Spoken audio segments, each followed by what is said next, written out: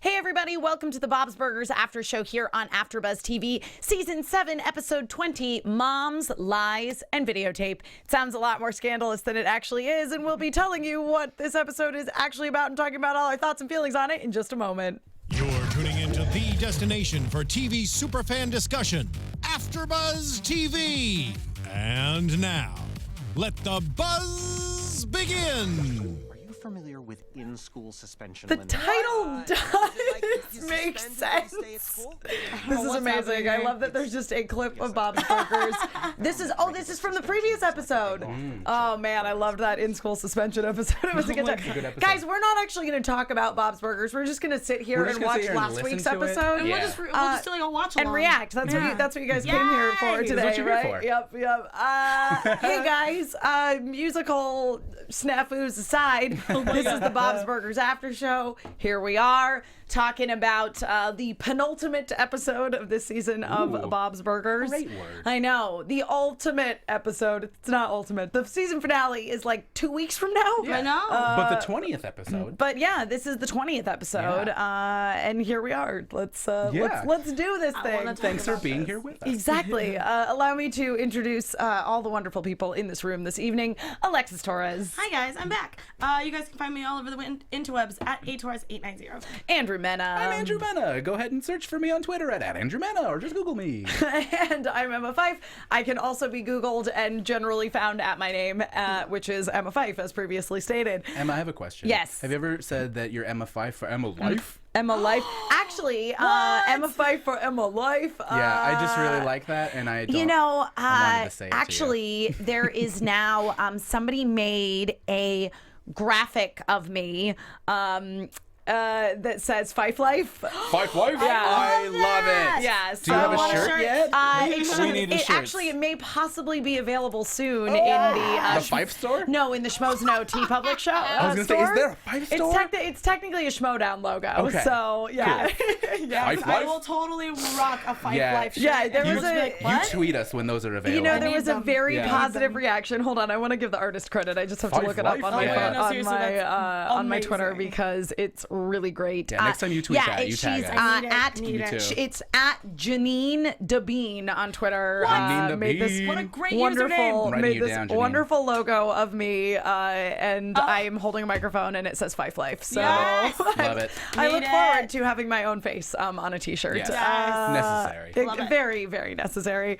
But yeah, guys, getting into this episode of Bob's Bob's, which was great. Oh my God, this I did not know where they were going with it at the beginning of the episode when it was like basically, Linda is like, I'm really sick. And the family kind of forces her to stay home because, she's sick. It's not worth going to a kid's like Mother's Day recital, essentially. Yeah, no, auditorium. As she sneezes on everybody. Yes, especially the one that actually happened. And then as soon as the camera started having issues, I was like, oh, I know where this episode is going. It took me all the way until they were sitting with Linda for me to get what was happening. And I was like, oh, this is what this is. Yeah. It's so exciting. Yeah, I was like, this is going to be another Gale's Tales episode, and I am so love it. Good. fine I need with Gail to it. come back. So fine with it. Yeah. But talking a little bit about the actual performance, it was a little bit surprising to me. Like, Louise's Class, fine, whatever. The fourth graders did a little, like, Western cactus, two-step number. Yeah. Gene's thing kind of surprised me that little they bit. made him so bad at it. Yes. Yeah, because he's done performances before. But he also chokes when he gets up there sometimes. That is fair. That is there fair. was a time when he had the band and he was the weakest link of the band, right? That's true. That's so true. Sometimes he does crack under pressure. I Yeah. think we can maybe chalk it up to that. 'Cause I think so, he felt too. yeah, real I wanted him to self-conscious be about it. over the top, where Yes, he was like Yeah. going too much. Yeah, I agree Yeah. with you. I think I would have preferred to see that as well, Alexis. totally I agree. think that would have put him out of sync with everybody else, but would have been maybe a little bit more characteristic of Gene because Yeah. Gene was failing and aware of the fact that he was failing, whereas like normally when Gene is failing, he has no idea that he's failing and he Yeah. thinks he's fantastic. Yeah, exactly. So I thought that was a little odd. I Yeah. think we get on board more for that than we do for this one. Because this Yeah. one made us feel like, oh, poor Gene, like in a Yeah. really like pathetic-y way. Right, instead of a like, oh, Gene, that that's our Gene. Gene. Exactly, yeah. Yeah. I think there's a lot more strength in what you guys are describing. Yeah. Yeah, Totally so agree. again, it was like, it didn't totally take me out of it, but it did give me pause just for a moment. And then Tina also like not jumping in there with her lines. Like, you know, we've seen Tina also be extremely successful in like plays and onstage performances. Yeah. I just couldn't tell if maybe she was just like out of it, like she was zoning out. Yeah, and that's like, she wasn't paying attention. I think that is absolutely was what was going on. But again, this was a small fraction of the episode, and most of this was really about Bob's antics trying to get his ancient camcorder to work, which that detail of all three kids having to lift the camcorder, that cracked me up. Especially because like when I was little, we had the really big one. I used to tell my dad that it was like the size of like a small child. Oh my God. Our camcorder that we had like growing up, part of the time when I was like the first sort of camcorder that we had, it like basically had to be on a tripod and like it was giant. I don't know who thought that was a good idea. Like who's gonna basically like lug around my dad did for sure. He was like, I feel like a news cameraman, and I was like, we're going to the park, Dad. Put it away. It seems like a major piece of like film equipment, not like the cute little camcorders that you just put in a case and can take anywhere with you, or now everybody just takes videos on their phone. And I did like that. I think either Tina or Louise brought up, it's like, you know, the device that like, you can fit in your pocket. And I was like, why is Bob not doing that? But I forget Bob and Linda have flip phones. As we are reminded of at the end of the episode when somebody sends Linda a link that she manages to get on her flip phone of the actual performance that happened. They don't watch it. A couple details that I also liked at the top of the episode was in, you know, the opening credit sequence. So it was all mom related stuff. So they lived next door to Sock Her Mom, ladies boxing gym. I love that. And Mother Knows Pest Exterminators. There it is. So that was also, I feel like, a little allusion to the alien bugs, you know, morph creatures we would see at the end of the episode, which was fun. I can't believe that's what Tina picked. Can we just really quick jump to that? Because my God. Aliens meets Freaky Friday. I know, it was so funny. Was all about it. I love Tina's description of herself too, where she's like, I play a tough woman named Sigourney with a complicated backstory and a great jumpsuit. Yeah, and at first I was like, no, we're not doing it. Oh my God. We are. Yep. It was so good. Yeah. Yep. And so good. And all of their descriptions as well about like Tina's descriptions of how elaborate this production was, and Linda's like, wow. What was the budget for this? About $50,000. Well, we fired a gym teacher. We had a bake sale. But that was like so painful, like so close to home. Also, like that must be a nice school if their gym teacher's making $50K a year. Yeah, and the fact that whatever they made in that bake sale, that's insane. That's what brought me back. I was like, oh man, we spent a lot on bake sales. Yeah. Yikes. Yep.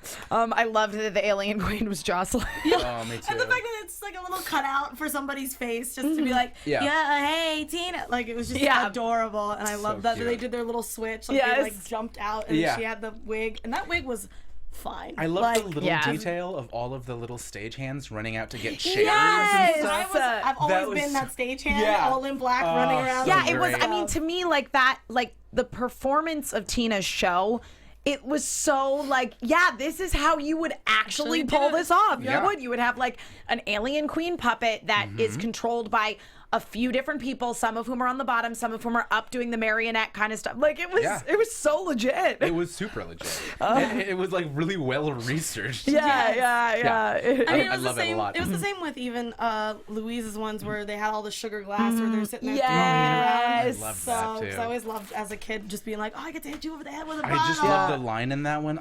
I told my mom on you. Yes. Oh my God. Yes. Linda was freaking out because the girl fell like up from a balcony, and she's like, oh my God. Oh, she trained for weeks for that fall. Yeah, so good. Whose stunt double was she? She was like Jessica Alba. Jessica Alba stunt double.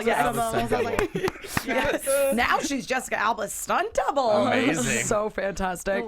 I love it. I loved in The Town with No Moms as well, which was Louise's show, when she said to him, because when regular size Rudy like comes to her initially and is like, Mom, there's this awful person, Meanie McQueen, and she put all the moms in jail in my town. And she goes, did you tell them in your big sheriff voice that you didn't like it when they threw all the moms in jail? All the momisms that Louise spouts as that so character good. was so phenomenal. I love how she really was like was. knitting spurs. Yes. Like, Yeah. insane. She was knitting spurs. And I loved too when I don't think it was Meanie McQueen, it was like her accomplice was like, ask all the moms in the jail if they like mom jeans, which were recently invented. Yeah. As she ran up the stairs. Like, it was great. I love that they didn't have guns. They had rubber bands. Yes. Yeah. It was so funny. And the little bellows that regular size Rudy had instead of an inhaler for his asthma. In my head, I was going, that can't be comfortable for anybody, whether you're asthmatic or not. Like, that's just weird. But again, leathery air going. But again, it was like that body. funny little detail of like what would be the equivalent of an inhaler in an old West town. Yep, and it's one of those. And I have to say though, like the end of Louise's play, I legit, like, I was laughing so hard, but I also was, like, legit sad when Louise died. I was actually having a moment of, like, oh, my God, I'm actually tearing up. Even though I know this is a play. But just, like, the fact of that surprise. Well, like, I've been hit. I know. It was such a sweet story, though, and, like, her last line to him of, like, I raised you to live. And, like, and when she put, like, his hands. So good. Yeah, because especially when, like, Louise put her hands over regular-sized Rudy's face, I was like, oh, my God, this is happening right now. I don't like this. I mean, I like it, but I don't at the same time. And then the lights went out, and I was like, it's too good. Yeah, it was. It was like weirdly touching. Oh, I loved it. This was a pretty touching episode. It really was. They hit a lot of notes. Yeah. Well, and then Jean's play, Eternally Maternal. I think it was just too silly for me. I liked it, though. I actually really loved Jean specifically because I loved Courtney as Mambo. So good. Yeah, that was really because fun. Mambo was just Linda. You know what I mean? Like straight up. I live on a diet of wine and cheese. Yeah. As soon as the singing started, I was like, this is my favorite. Yeah. I just thought it was like because the fact that we went from like this like really touching play, and then we had Jean, and then we had Tina being pretty much alien and Freaky Friday. I think like Jean's was just a little bit more silly for me, but I didn't hate it. I thought it was so good about the fact that I haven't seen Courtney in forever. Yeah. So it was kind of nice. She had the locket too, still sitting around her neck. Like it was awesome. My favorite part of Jean's, though, aside from everything that Courtney did as Mambo, who was just Linda in a play, floating on a cloud, I loved when I think it was Tina said to him, like, what mythology is this based on? And she goes, it's kind of a mishmash of Greek, Roman, Pokemon, and Tex-Mex. Dying. So good. Jean was amazing with with all of the different like combinations that he said when he's describing the Alien Queen battle, and he's like, it was like Avenue Q meets Caligula meets a fight outside of a Dairy Queen. I wrote that down too. And I love how he's like, wait, you've seen Caligula? You've seen Caligula? And it was just like, wait, what's Caligula? Wait, what's Caligula? It was just Don't adorable. ever watch Caligula. No, seriously, don't. We had to watch it for class in college, and I was like, You did? Yeah, it was part of our history of film class. Yeah, and I was like, mean, it is pretty significant to film history. It was just the fact of how gritty and it's a lot of things. If you don't want to watch it, just Google it. It'll describe. And you'll be like, Wikipedia, and you'll kind of get the same thing. But you might Google it and be like, I have a sort of morbid fascination and want to see it. I mean, if you do, I would love to see what you think, but I cannot watch that film because of it was awkward. But I love that he took like 3 things that would never work together. Never. And made it hysterical in my head. So. But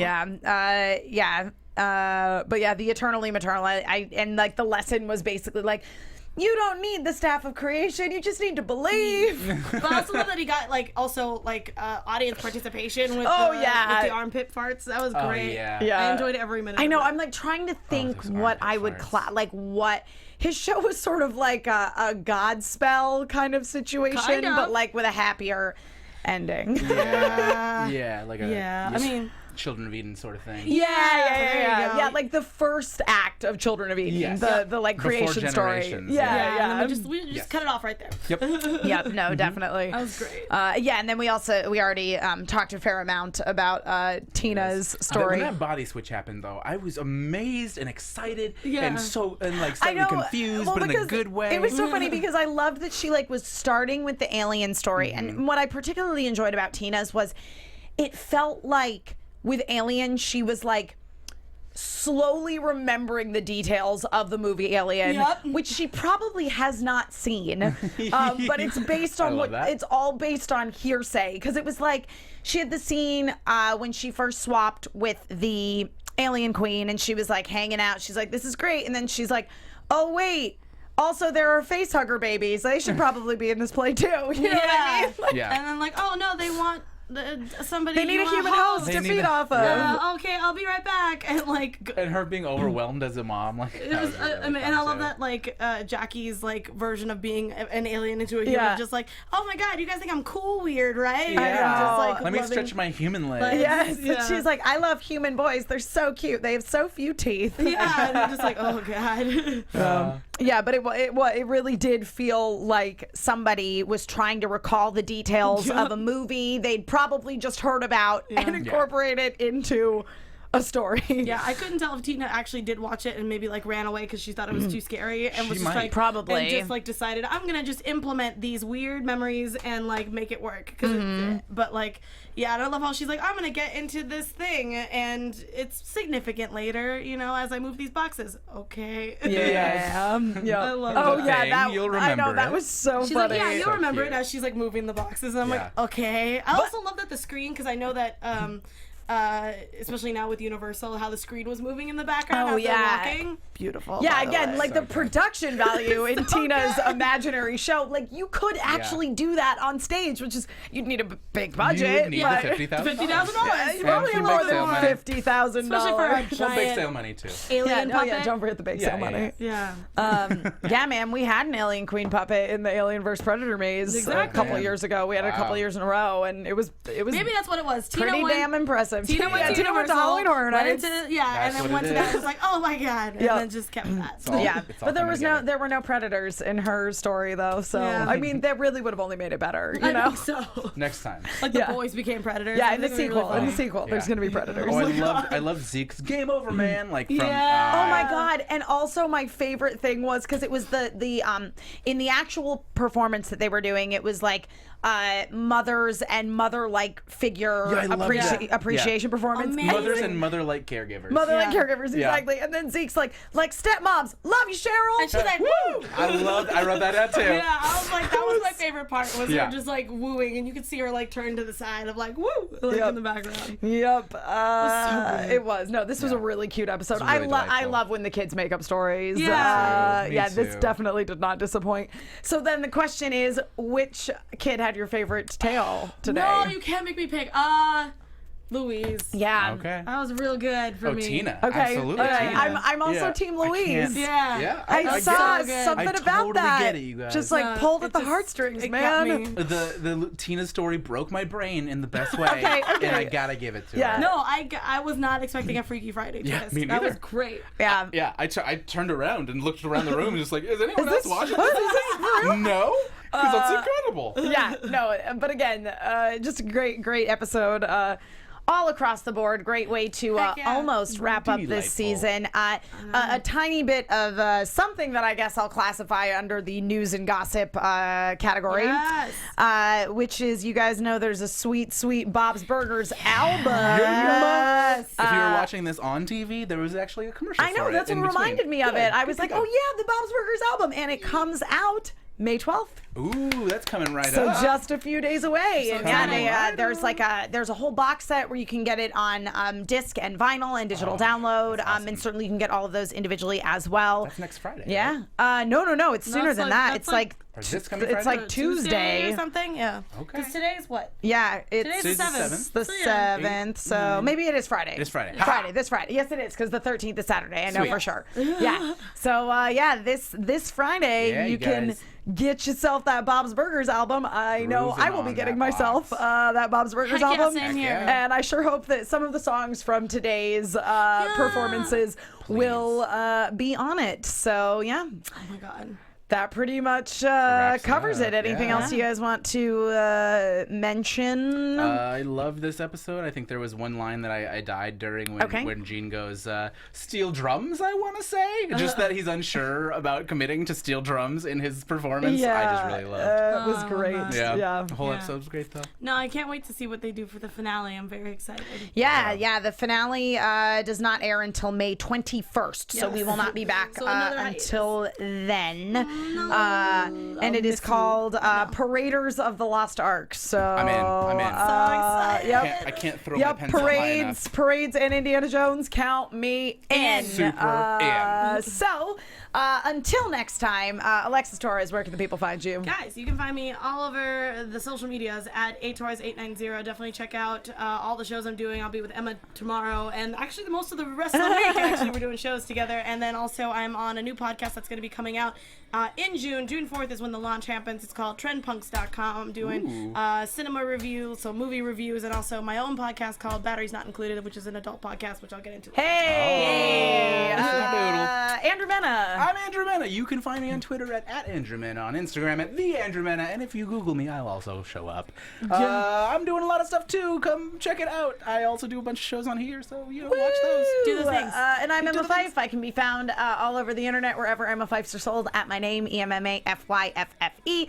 Attack on Titan is tomorrow. Robots in Disguise is the day after that. So I got lots of things going on here, but also you can check me out over on Hyper RPG, doing lots of things there, and on Collider doing TV talk and the Schmodown. I'm all over the place. Just follow me on Twitter and you'll know everything that I'm doing. Living that Fyffe life. Fyffe life. I'm also in the process of actually making my Facebook page functional, so I'll you guys can check that out too. FNL, I like that. I like that. Oh yeah. Okay. Yep. I don't know. You got to be careful. You got to put the L backwards or the F backwards, because otherwise it just looks like an E. Yeah.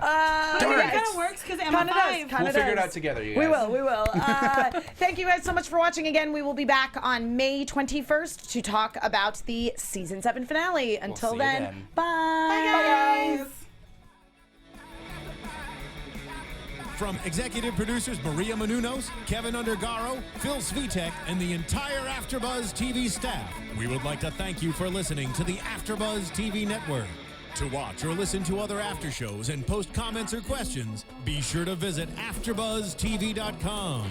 I'm Sir Richard Wentworth, and this has been a presentation of AfterBuzz TV. Buzz you later. The views expressed herein are those of the hosts only and do not necessarily reflect the views of AfterBuzz TV or its owners or principals.